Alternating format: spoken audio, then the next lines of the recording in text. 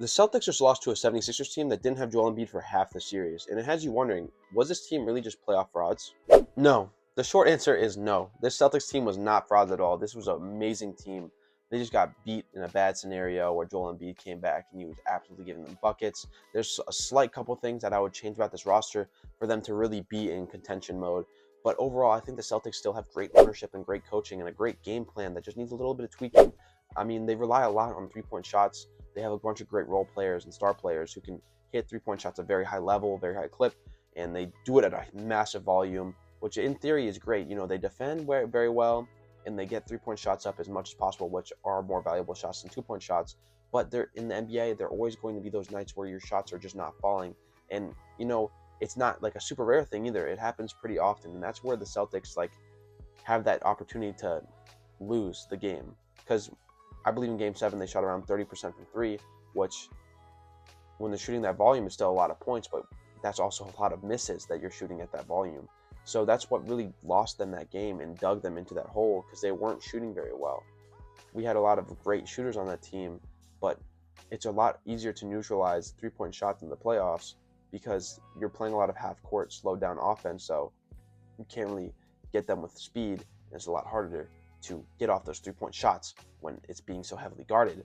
And that's where the recipe for the Celtics kind of is like, we need to find someone who can help create transition offense or just other offense at the basket or at the mid-range shot, because you still have phenomenal players, role players on this team, but you can't really dig yourself out of that hole with just the role players alone. Celtics still have great players, and Jason Tatum and Jaylen Brown can drive downhill, score at all three levels. I mean, three-point shot, mid-range shot, drive at the basket, draw free throws, anything you really need them from the scoring side of the ball. But when you look at the role players around the Celtics, and you see a Sam Hauser, Payne Pritchard, a Derek White, a lot of these players, majority of their shots that they're taking is off the three-point ball. And so when the three-point ball is not falling on those nights, you're mostly relying on Jason Tatum and Jaylen Brown to dig you out of that hole. And that's really just too big of a hole for them to help you dig out of, because at the same time, they also rely a lot on the three-point ball themselves and shoot a lot of those. So if their three-point ball is not falling as well, then overall your offense just looks bad for that night. And that's why there's so much upside with the Celtics offense and so much downside with the Celtics offense, because of just that two discrepancies there that, you know, is causing a lot of problems. Celtics definitely need to address their big situation. The Celtics have always been a team where they have these role player bigs that aren't really starter level, but they make them starter level and they're very usable because the rest of the roster is fantastic. But that recipe might not work anymore when you're facing a lot of talents in the East like Joel Embiid and Big Purr, Cat, Karl-Anthony Towns. Those are going to be very difficult players to contain their offense when your main backline defenders are Nemez Queta, Luka Garza, and Nikola Vucevic. Nemez Queta is a great defender, but he's not the most amazing big in the world. Either he fouls pretty often. I'm pretty sure he averaged around 4 fouls in this NBA playoffs, and that's a very tricky thing to have, because if you're fouling that much, then you're going to have to sit on the bench, and then we have a bunch of minutes where you're not guarding our best player, and you're leaving that to Vucevic or Luka Garza, who are big bodies but are not known for the best defenders in the world. But I would love to see them also get a great offensive rebounding big in the archetype of Steven Adams and Mitchell Robinson. Mitchell Robinson's contract is up this season, so in the offseason he'll be able to be signed, but I'm not sure what the money situation looks like for the Boston Celtics. I'm not sure if that's something they're able to do. And also, I would most likely guess that New York does keep Mitchell Robinson, because that is like a fan favorite type of guy over there. And he's also always been there his whole career. I don't think the Celtics really I don't think he would want to go to a rival in the Celtics that they were playing against last year. I just don't really see it in the cards. But to get a player like that, they had a player who was pretty good at offensive rebounding in Luke Barnett, but I would love to see them get another player. Like, there's Moussa Diabate, Steven Adams, Walker Kessler's a pretty good offensive rebounder, but a lot of these players aren't very obtainable. And if they could somehow sneak one in the draft, I'm not sure if there's any big offensive rebounders in the draft. Julian Reese for the Washington Wizards in the last couple of games of the season was averaging a lot of offensive rebounds, but who knows how real that is. That was only the last couple of games of the season. But if you could go out here and get a guy who can play half and half minutes with Nemez Queta in playoff basketball and could get offensive rebounds pretty well and defend really well, just be overall a bigger body that could guard those players like Karl-Anthony Towns or Joel Embiid that you're going to be probably facing a lot in the playoffs years to come, it's definitely something that I think the Celtics need to prioritize in this league. Because if you get an offensive rebound and you kick it out for a three, that's one of the most efficient shots in the league, because that three is most likely unguarded. Another thing to talk about is the Derek White situation. Now, Derek White is a phenomenal player, the perfect archetype for a role player. He can defend, shoot, and really play make, and really just does it all. He can be a great third option on a championship quality team, but he is getting older, and he did just have a really, really down season. I know Jason Tatum was gone, so he's probably higher up on the scouting report, but his field goal percentage dropped from 44% from the year before to 39% this year, and it dropped from three-point percentage from 38% to 32% this year, which is just like crazy droppage. And I understand the offense was a lot harder because Jason Tatum is that good of an offensive player that he makes it so much easier for Derek White to get his own points. But that's just a really big drop down decrease in Derek White. His defense was still great, his playmaking was still great, but you even saw it in the playoffs this year against the 76ers, who the 76ers aren't even that really great of a defensive team. Paul George has really been stepping up defensively. Joel Embiid in the interior and drop coverage, he still has pretty solid defense. But Derek White in the playoffs averaged 11 points on 32% from the field and 27% from three. And it's just like, now I think it's too early to make those type of decisions on whether you would move on from Derek White.